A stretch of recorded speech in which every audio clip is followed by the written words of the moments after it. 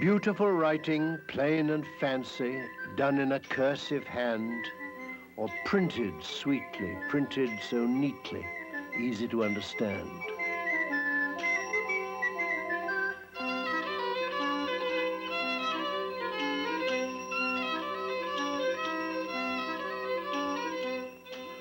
Beautiful writing is exciting, more than it might seem, written with swirls and tails and twirls in shapes that people dream.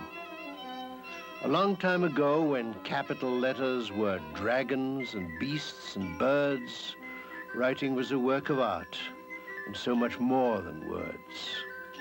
Written on paper, chiseled on walls, or printed in a good long book, beautiful writing is exciting. Take another look.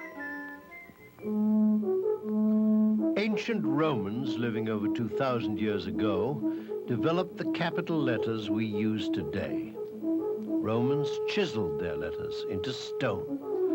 They looked imposing on the monuments and buildings that the emperors of Rome built to impress people with their power and importance. And these letters were legible, but they were not practical for everyday use because they took a long time to chisel, and stone could not be carried around easily.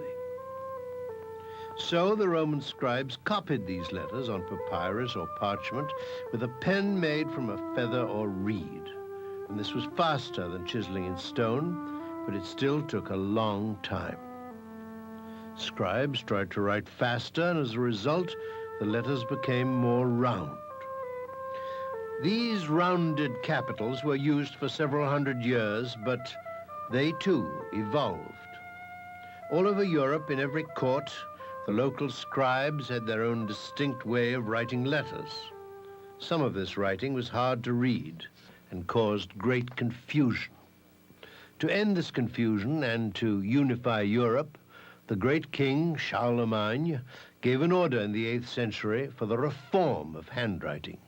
He instructed his scribes to develop an alphabet that was easy to read and that was standardized so that everybody in Europe could use it. His scribes developed an alphabet of small letters we still use. Today we call it print, or print manuscript.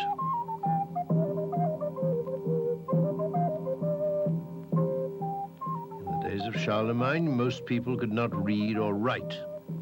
These skills were reserved for a small group of people, kings, nobles, bishops, and scholars hired by the nobility. All books were written by hand.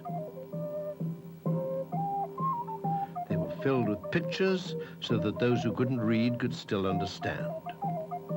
Most scribes spent their time making copies of the Bible.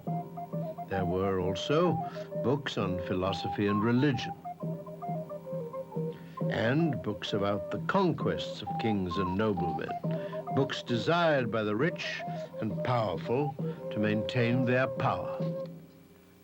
In these magnificent books, the first letter of each sentence was made larger, usually colored, often decorated,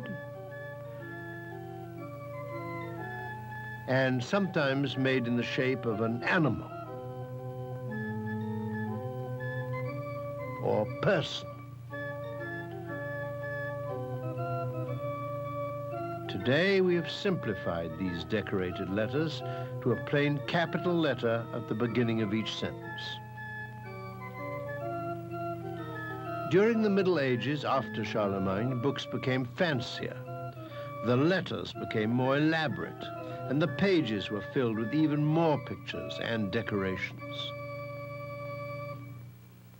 The nobles and bishops of the time wanted the pages of their books to show off their wealth and importance. Although books were pretty to look at, they were hard to read. The Gothic style used was so complicated that it often took years for scribes to complete one book.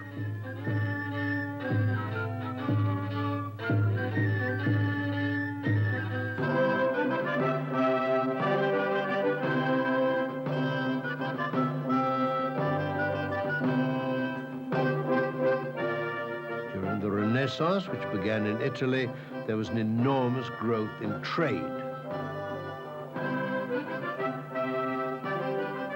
More and more people learned to read and write. Scribes wanted a writing style that was easy to read and easy to write. They copied the alphabet that Charlemagne had established several hundred years before, with a few small changes. Printers at about the same time began publishing books.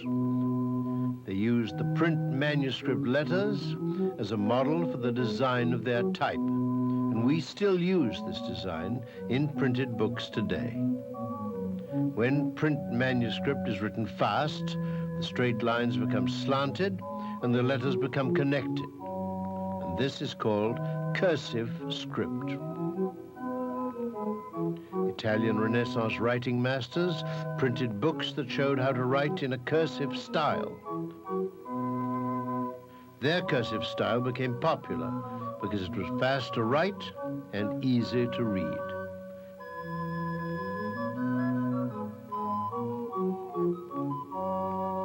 People used it for legal documents, for records of business and commerce, for writing letters, for writing stories, and for poetry. Because it came from Italy, this cursive style was called italic script. The writing instrument determines the form of the letters. Blunt pens were used to write italic cursive. When flexible pointed pens later came into use, the shape of the cursive letters changed. We call this variation round hand, and it is the basis of our modern cursive script.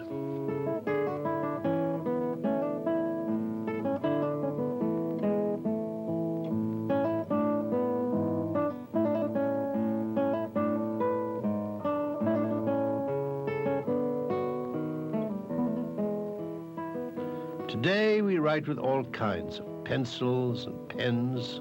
All handwriting is different because we're all different people. And whether we use a quill or a pencil, a ballpoint or a fine gold pen, it is important to write legibly because communication is the essence of writing.